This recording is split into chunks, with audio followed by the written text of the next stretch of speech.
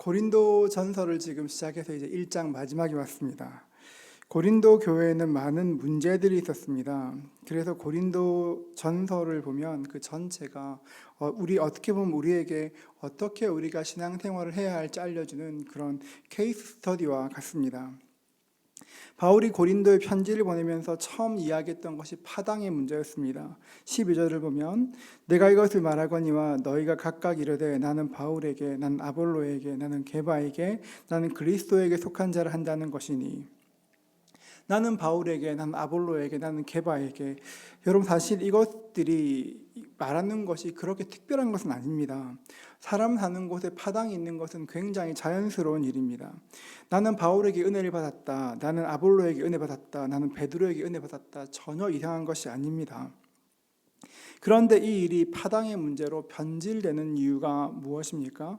이 문제는 내가 누구에게 은혜 받았다 그런 수준이 아니라 오히려 만약에 은혜를 나누는 것이라면 칭찬받았겠지만, 이 일은 자신이 좋아하는 사람을 통해서 내가 더 괜찮은 사람이다, 내가 더 교회 오래 다녔다, 내가 더 믿음 좋다를 강조하려 했기 때문에 이렇게 이야기하는 것입니다. 이런 분리와 분열의 문제는 자신을 높이는 것이 아니라 결국 예수님의 몸된 교회를 찢고 나누게 되는 것입니다. 바울은 이런 일을 말하면서 이런 일들을, 분열시키는 일들은 예수의 십자가를 헛되게 하는 일이다, 이렇게 이야기합니다. 이 일을 해결하기 위해서 17절에서 바울은 십자가를 바라보라, 이렇게 이야기를 끝맺었습니다. 그리고 18절부터는 십자가가 무엇인가, 십자가의 도에 대해서 이야기하기 시작합니다. 여러분, 십자가의 도가 무엇일까요? 십자가의 도, 18절은 이렇게 말합니다. 우리 함께 읽겠습니다. 십자가의 도가 멸망하는 자들에게는 미련한 것이요 구원을 받는 우리에게는 하나님의 능력이라. 십자가에는 두 가지 상반된 관점이 있습니다. 멸망하는 사람들에게 십자가는 한없이 미련한 것처럼 보이지만 구원받는 우리에게 십자가는 하나님의 능력이 됩니다. 같은 십자가를 바라보지만 전혀 다르게 보이게 되는 것입니다. 멸망하는 사람들에게 십자가는 그저 미련한 것입니다. 사도 바울은 그 멸망하는 사람들을 두 분류로 나누어서 설명합니다. 22절을 보면 유대인들은 표적을 구하고 헬라인은 지혜를 찾으나, 이렇게 말합니다. 먼저 유대인들을 말합니다. 유대인들은 표적을 구한다 이야기합니다. 여러분, 표적이란 것이 무엇을 뜻하는 것일까요? 표적. 우리는 표적으로 보면 어떤 기적 같은 것을 먼저 떠올리게 됩니다. 눈에 보이는 것, 어떤 것들을 생각하기 쉽지만 훨씬 더 근본적으로 이야기하면 이 표적이라는 것은 사람이 가질 수 있는 힘이나 능력을 말하는 것입니다. 예를 들면 돈이나 명예나 학벌 같은 것들을 말하는 것입니다. 둘째는 헬라인으로 상징되는 사람들이 있습니다. 헬라인은 말씀해보면 헬라인은 지혜를 찾으나, 이렇게 이야기합니다. 헬라인의 특징은 지혜를 찾는다는 것입니다. 지혜를 지금 우리가 쓰는 말로 조금 바꾸어 보자면 사상이다 말할 수 있을 것입니다. 헬라인들은 어떤 사상이 있었냐고 이야기하면, 사람들이 서로 다투는 이유는 자원은 제한되어 있고 사람들은 많이 원하니까 필연적으로 다툼이 생긴다고 생각하였습니다. 여러분, 자원이 제한되어 있고 사람들이 많이 원한다면 어떻게 해야 그 다툼을 피할 수 있겠습니까? 생산을 늘려야 합니다. 지혜를 찾는 사람들은 생산이 많아지면 평화롭고 행복한 세상이 될 것이라고 생각하였습니다. 이런 생각이 있으니까 당연히 과학과 기술의 발전을 독려하게 됩니다. 이런 기술적인 발전을 통하여서 이제 사람들은 엄청난 자원들을 생산하게 되었습니다. 어느 책에서 봤는데 오늘 우리가 누리고 있는 부의 합계는 지난 세대 모든 사람들이 누렸던 부보다 훨씬 더 월등하게 많을 것이라고 이야기합니다. 이런 사람들은 교육을 통해서 사람들을 훈련시키면 훨씬 더 좋은 세상이 올 것이라고 생각합니다. 유대인으로 대표되는 사람들은, 헬라인으로 대표되는 사람들은 이런 것들이, 어떤 능력이나 기술의 발전이 우리에게 구원을 줄 것이라고 생각합니다. 어떻게 어떤 일들이 환경들이 잘 만들어지고 좋은 교육이 생기고 많은 것들이 생산되면 구원을 줄 것이라 생각합니다. 그런데 성도들은 그렇게 생각하지 않습니다. 성도들은 무엇이 우리를 구원한다고 생각합니까? 우리는 십자가에 못 박혀 죽으신 예수님만이 우리의 문제를 해결할 수 있는 유일한 구원자라고 믿습니다. 22절부터 23절부터 24절 말씀을 같이 읽겠습니다. 함께 읽습니다. 우리는 십자가에 못 박힌 그리스도를 전하니 유대인에게는 거리끼는 것이요 이방인에게는 미련한 것이로되 오직 부르심을 받은 자들에게는 유대인이나 헬라인이나 그리스도는 하나님의 능력이요 하나님의 지혜니라. 세상 사람들은 십자가에 못 박히신 예수님을 이야기하면 미신적이라고 생각합니다. 어떻게 2000년 전에 살았던 유대인 청년 예수가 우리의 구원이 된다는 것입니까? 눈에 보이는 이 세상에서 눈에 보이지 않는 예수가 어떻게 우리를 도울 수 있겠습니까? 당시 사람들에게도 그랬습니다. 당시 사람들에게도 예수는 참으로 미천한 것이었습니다. 유대 식민지, 작은 식민지에서 어떤 사상을 설파했으나 꽃 피우지 못하고 기득권에 의해 처참하게 죽은 청년, 그 청년을 가만히 보면 이룬 것이 하나도 없었습니다. 사람들이 보기에 매력적인 것도 없었습니다. 세상적으로 보면 그저 그런 실패자일 뿐입니다. 그러니 예수가 구원이라 말해도 유대인들도 비유대인들도 모두가 그 말을 인정하지 않았습니다. 지금도 마찬가지입니다. 지금도 사람들을 예수가 구원이라 말하면 그 말을 귀 기울여 듣지 않습니다. 세상 사람들은 예수를 4대 성인 중에 하나다 이야기하면 괜찮다고 생각합니다. 예수가 종교적으로 괜찮다 말하면 괜찮다고 이야기합니다. 그런데 예수가 그리스도이다, 예수가 구원자이다, 예수가 우리의 죄를 해결할 유일한 구원자이시다, 이런 이야기를 하면 사람들은 그 말을 웃어넘깁니다. 편협하다 말합니다. 오히려 우리에게 미련하다고 이야기합니다. 그런데 성경은 말하기를 오직 부르심 받은 사람들에게는 유대인에게나 헬라인에게나 그리스도는 하나님의 능력이 되는 것입니다. 이 땅의 모든 문제는 죄 문제입니다. 이 땅의 그 많고 많은 문제들의 시작은 죄에서 시작되었습니다. 죄를 지은 이후로부터 이 땅에 저주가 생겼고 죽음이 생겼습니다. 이 땅에 사는 유한한 사람들은 그 누구도 자신의 힘으로 죄와 사망의 저주에서 벗어날 수가 없습니다. 죄와 사망의 저주를 끊기 위해서 하나님께서 예수 그리스도를 구원자로 사명자로 보내오셨습니다.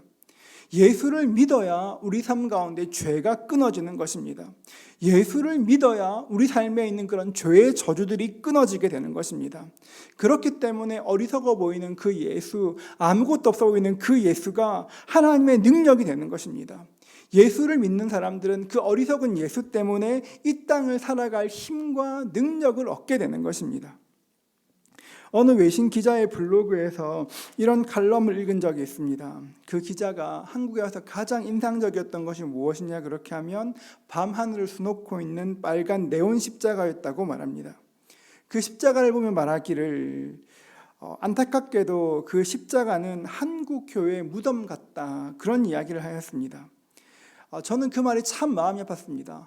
그 십자가를 보며 한국 교회의 무덤 같다.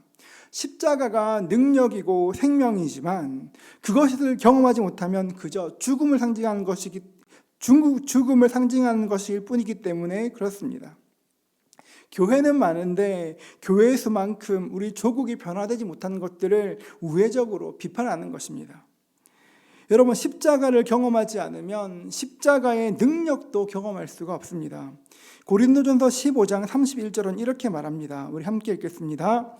형제들아, 내가 그리스도 예수 우리 주 안에서 가진 바 너희에 대한 나의 자랑을 두고 단언하노니 나는 날마다 죽노라. 바울은 말하기를 내가 십자가를 지고 날마다 죽는다고 이야기합니다. 십자가를 지고 날마다 죽을 때 우리 인생에게 어떤 일이 일어납니까? 무엇보다 자신이 지옥에 가야 될 죄인이라는 것을 깨닫기 시작합니다. 십자가를 알고 나면 내가 죄인이라는 사실이 깨달아지기 시작합니다. 저도 그랬습니다. 저는 어릴 때부터 교회 다녔습니다. 십자가에 달리신 예수님은 저에게 굉장히 익숙한 것이었습니다. 그런데 어느 순간부터 예수의 십자가, 예수님께서 나를 위해 죽으셨다는 그 사실이 믿어지기 시작했습니다. 그리고 깨달은 것이 내가 죄인이라는 것이었습니다. 십자가를 지고 날마다 죽을 때 무엇보다 자신이 지옥에 가야 될 죄인이라는 것을 깨닫게 됩니다. 이것을 깨달으면 사람이 바뀌게 되는 것입니다. 뿐만 아니라 하나님께서 그런 자신을 사랑하셔서 독생자를 주셨고 예수님께서 십자가에서 대신 죽으심으로 모든 죄가 씻음받았음을 믿어지는 것이 능력이 되는 것입니다. 마귀 자식이 하나님의 자녀가 되고 지옥 갈 자가 천국 가게 되었으니까 이것보다 더 큰 능력이 어디 있겠습니까? 뿐만 아닙니다. 다시는 죄의 종로로 사지 않고 하나님의 자녀답게 살게 되었습니다. 이 모든 것들이 십자가의 능력으로 이루어지는 것입니다. 그래서 사람들은 말하기를 십자가를 말할 때 하나님의 능력이다 이야기합니다.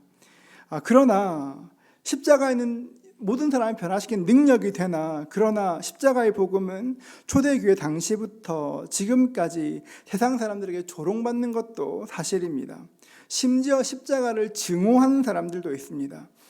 하나님이 인간이 되셨다, 하나님이 죄인을 사랑하셨다, 하나님이 죄인을 위해 십자가에 죽으셨다, 누구든지 이건 믿기만 하면 죄와 저주에서 구원받는다.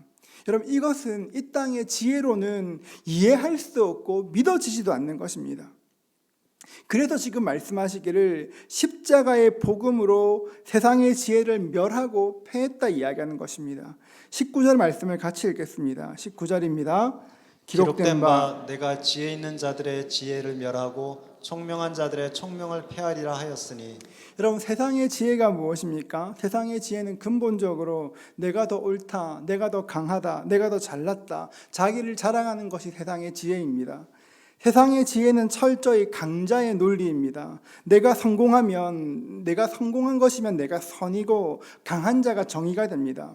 돈을 많이 번 사람이 복을 받은 것이고 약한 것은 죄가 됩니다. 사람들은 속된 말로 억울하면 출세하라 말하지 않습니까?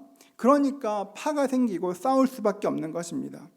이런 사람들은 하나님의 용서를 알 수도 없고 하나님의 사랑을 알 수도 없고 하나님의 공의를 알 수도 없고 구원받을 수도 없는 것입니다. 그래서 하나님께서는 어리석어 보이는 십자가의 복음으로 사람을 구원하셨습니다. 21절을 제가 한번 읽으면 그렇습니다. 21절입니다. 하나님의 지혜에 있어서는 이 세상이 자기의 지혜로 하나님을 알지 못하므로 하나님께서 전도에 미련한 것으로 믿는 자들을 구원하시기를 기뻐하셨도다. 유대인들은 바다가 갈라지고 죽을 병이 낫는 기적이 나타나야만 하나님이 역사하신다고 생각하였습니다. 그러니까 십자가에서 죽은 예수가 메시아라는 것은 상상조차 할 수 없는 일이었습니다. 그리스 사람들은, 헬라인들은 영적인 비밀을 알아야 구원받는다고 생각하였습니다. 그러니까 누구든지 예수 그리스도의 십자가를 믿기만 하면 구원받는다 자체가 말이 안 되는 이야기였습니다. 그런데도 여러분, 그 어리석어 보이는 십자가와 복음을 듣고 사람들이 구원받게 됩니다. 그 어리석은 십자가의 복음 때문에 사람들의 인생이 변화됩니다. 왜 그럴까요? 그 십자가와 복음에 성령께서 일하시기 때문에 그렇습니다. 나는 그런 사람이 아닌데 예수의 십자가와 복음이 내 존재를 바꾸어 나가는 것입니다.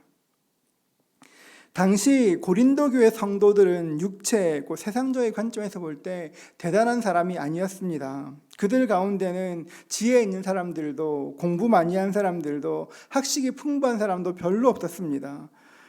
정치적인 힘이 있는 것들 별로 없었습니다. 간혹 그 사회적 지도층이 있었습니다.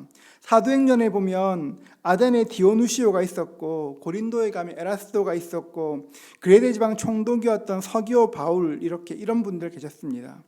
이런 분들이 교회로 들어오는 경우도 있었지만 많은 경우에 교회에 들어오는 사람들은 그 시대의 하층민들이었습니다. 배우지 못한 자, 무시받는 자들이 교회로 들어왔습니다. 여러분, 이런 교회의 구성은 고린도 지역만 특수한 것이 아니라 초대교회 당시의 일반적인 특징이었고 교회가 강성하던 모든 시대의 특징이기도 합니다. 실제로 주 178년에 셀수스는 이렇게 말합니다. 당시 교회의 형편은 이렇게 말하며 조롱하였습니다. 그리스도인들의 집에 가보라. 양털 깎기, 재화공, 세탁업자와 같이 비천한 사람들 뿐이다. 박쥐와 같은 무리, 혹은 집에서 나온 개미, 늪 둘레에서 토론회를 벌이고 있는 개구리, 시공창 한 모퉁이에서 비밀회의를 열고 있는 벌레와 같은 것들이다. 사람들이 그만큼 기독교인들을 멸시하였습니다. 세상은 지혜롭고 점잖고 유창하고 말 잘하고 부유하고 권세 있는 사람들을 환영했지만 교회는 그런 사람이 아니라 누구든지 주님께 나오는 사람은 그 사람이 어떠한 것 상관없이 교회는 환영해 주었습니다. 당시 노예들은 사람이 아니라 물건이었습니다. 재산이었습니다. 노예는 얼마든지 죽일 수도 있었고 자녀가 태어나면 그 자녀도 주인의 소유였습니다. 우리가 강아지가 새끼를 낳으면 그 새끼가 주인의 것이 되는 것처럼 노예도 똑같았습니다. 본문에 나오는 것처럼 그 사람들은 세상에 없어도 되는 것 같은 하찮고 보잘것없는 사람들이었습니다. 이 땅에 교회가 처음 시작되었을 때 사람들은 예수 믿는 사람들을 향해서 아그람마타라고 불렀습니다. 아그람마타, 무식한 사람들이란 뜻입니다. 이런 무식한 사람들이 예수 그리스도를 믿고 난 뒤에 인생이 바뀌기 시작하였습니다. 노예들은 가이사가 주님이 아니라 예수가 주님이라고 고백하기 시작하였습니다. 온 세상이 가이사의 평안을 원할 때 노예들은 가이사의 평화가 아니라 예수의 평안을 구하기 시작하였습니다. 이 일 때문에 노예들은 예수가 주라 말했기 때문에 검투장에 끌려가서 처참하게 죽기도 하였습니다. 사자굴에 끌려가서 죽기도 하였습니다. 그런데 놀랍게도 노예들이 죽음 앞에서조차 목숨을 구걸하는 것이 아니라 자신을 핍박한 주인들을 위해서 기도하는 모습을 보고 사람들이 놀라기 시작하였습니다. 어떻게 저럴 수 있을까? 지금 죽어가는 저 상황 가운데 어떻게 저럴 수 있을까? 사실 주인들은, 지혜 있는 사람들은 사람 취급하지 않던 사람들이었는데 예수를 알고 난 뒤에 사람들이 바뀌기 시작했습니다. 이전에는 볼 수 없었던 당당함이 생기기 시작했고 이전에 없었던 그런 자유가 생기기 시작했고 이해할 수 없는 평강과 내적인 힘이 그들 가운데 임하기 시작하였습니다.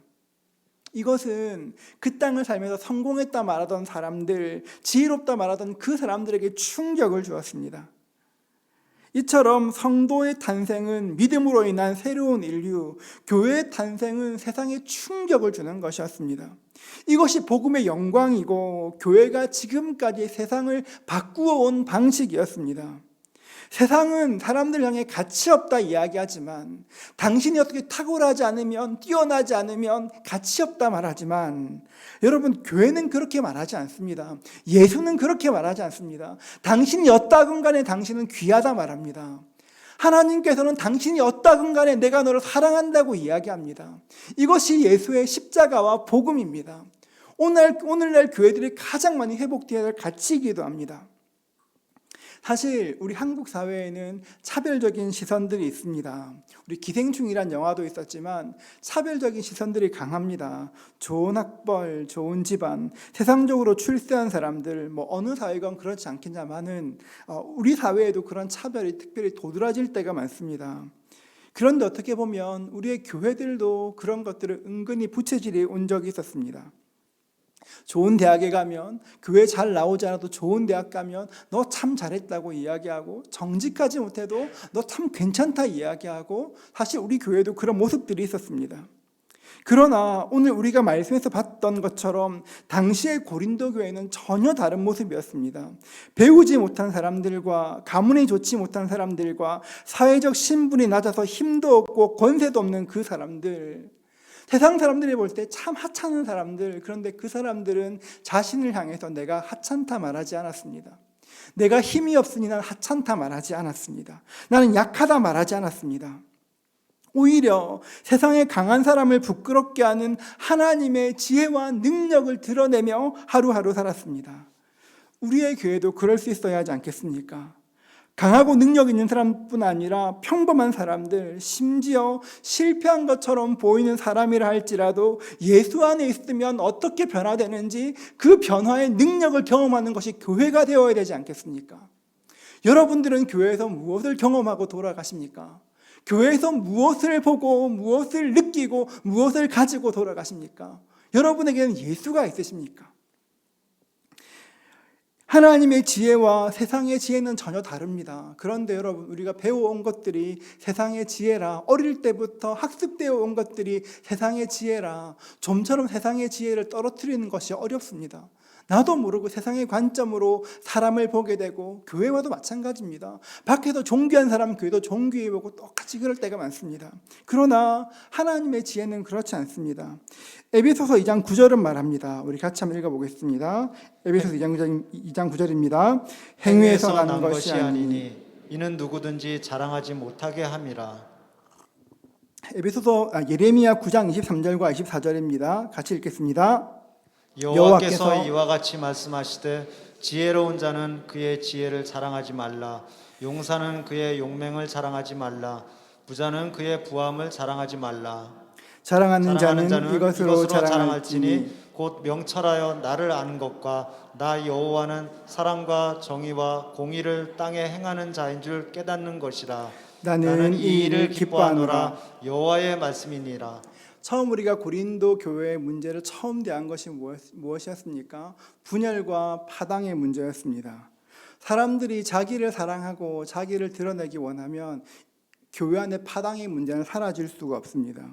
여러분, 교회 안에 분열이 있고 갈등이 생기는 이유가 무엇이겠습니까? 서로 자기가 옳다 주장하기 때문에 그렇습니다. 그런데 하나님께서 어떻게 말씀하십니까? 하나님께서는 나는 너의 잘남으로 일하지 않는다 말씀하십니다. 하나님은 내가 부족하다고 할 때 그것이 능력이 된다고 말씀하십니다. 서로 잘났다고 이야기하기 시작하면 교회에 분쟁이 일어나고 그 힘이 없어지지만, 서로 내가 약하다 말하고 부족하다 말하고 인정해 줄 때 하나님의 말씀이, 아니 교회에 하나님의 능력이 임하게 되는 것입니다. 왜냐하면 하나님께서는 그 부족하고 미련한 사람들을 들어 사용하시기 때문에 그렇습니다.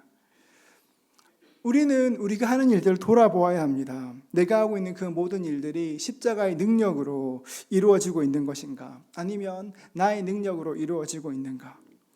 내가 주를 위해 일하고 있다고 생각하나 우리의 능력으로 하고 있다면, 우리의 힘으로 하고 있다면 일은 될지 모르나 결국 분쟁하게 될 것이고 힘을 잃어버리게 될 것입니다. 그러나 우리의 삶에 예수의 십자가가 있고 고난의 눈물이 있고 사랑의 흔적이 있다면 우리의 모든 일들은 십자가의 능력으로 이루어질 것입니다.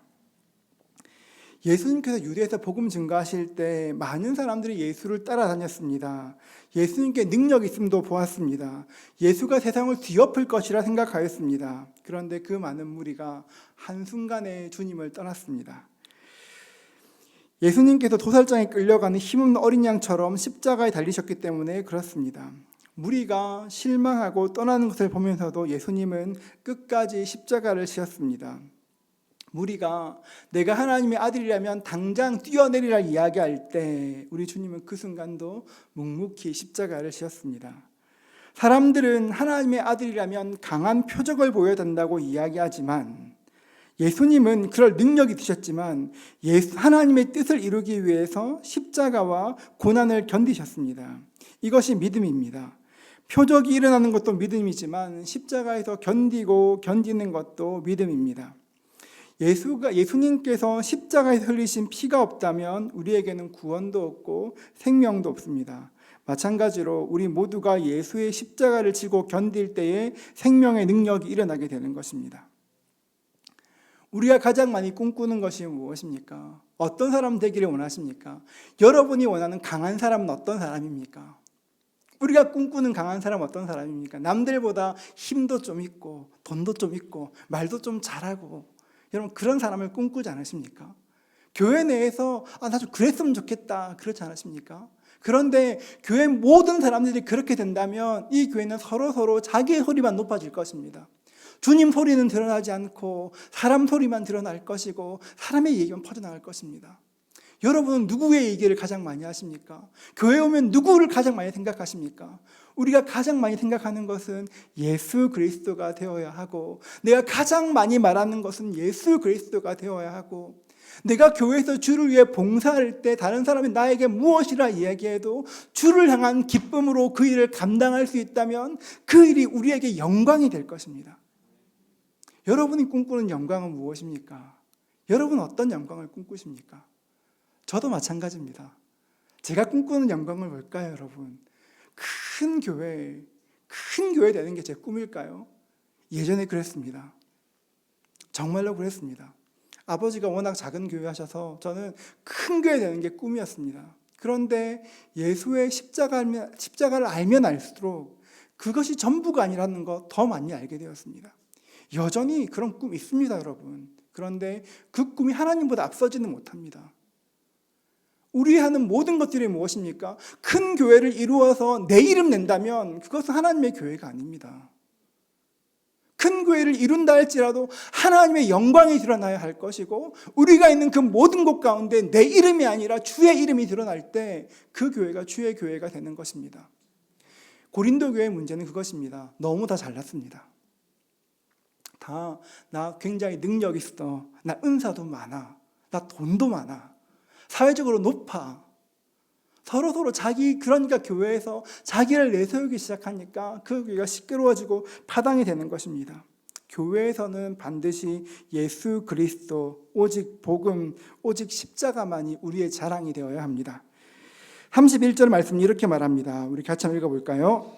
기록된 바 자랑하는 자는 주 안에서 자랑하라 함과 같게 하려 함이라. 한 번만 더 읽어볼까요? 기록된 바 자랑하는 자는 주 안에서 자랑하라 함과 같게 하려 함이라. 여러분 이 말씀을 꼭 기억하십시오. 우리 삶 가운데 자랑해야 될 것이 무엇입니까? 예수 그리스도입니다. 내 삶 가운데 가장 많이 자랑해야 될 것 예수 그리스도이십니다. 내가 이 땅 살면서 내가 어떤 일을 이루어 나가는 것 여러분의 힘과 능력이라고 고백하기 시작하면 하나님의 은혜가 임할 수가 없습니다. 다 주님 하셨습니다.